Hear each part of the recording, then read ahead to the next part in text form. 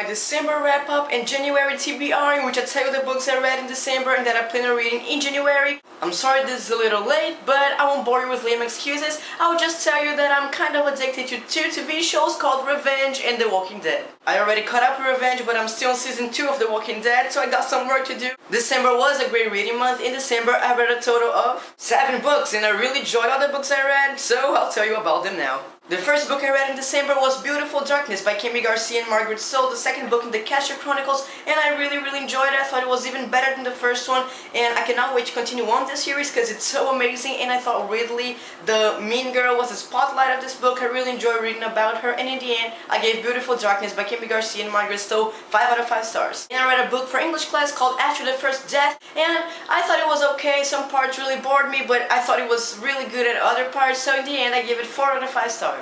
After that, I read Clockwork Angel by Cassandra Clare, the first book in the Infernal Devices series, and I extremely enjoyed it. I thought it was fantastic, maybe even better than the Mortal Instruments, so I really enjoyed it. I love Tessa, the main character. She does not annoy me as much as Clary does, so that was really good. She actually did not annoy me at all, and I really enjoyed the other characters, so in the end I gave Clockwork Angel by Cassandra Clare 5 out of 5 stars. The next book I read, the author sent me for review, and it was Random Magic by Sasha Soroy, and I was part of the December tour of this book, so I did do a review on it, and also I drew the main character Winnie, and I'll leave both these videos down below, the link to them.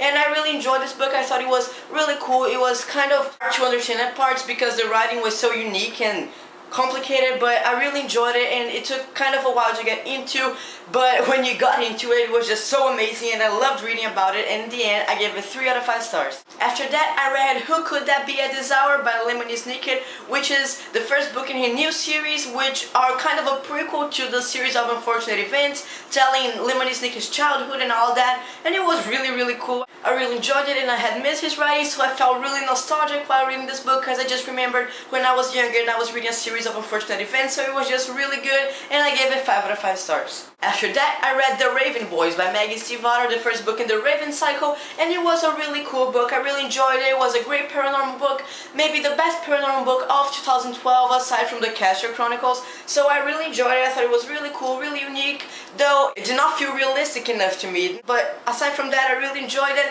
and in the end, I gave The Raven Boys by Maggie Stiefvater 4 out of 5 stars.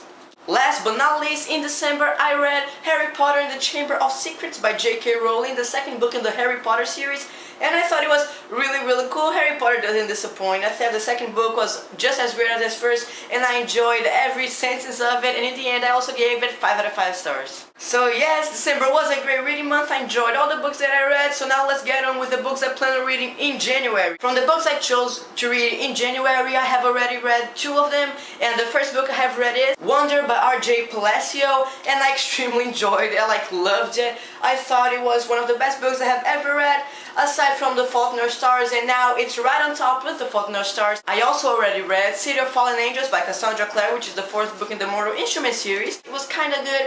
It felt a little pointless at first, but then it caught up and it got really good, and I like that they gave the spotlight to Simon, because Simon is awesome. So yeah, I really enjoyed it. So that's the books that I have already read this month. Now the books I want to read.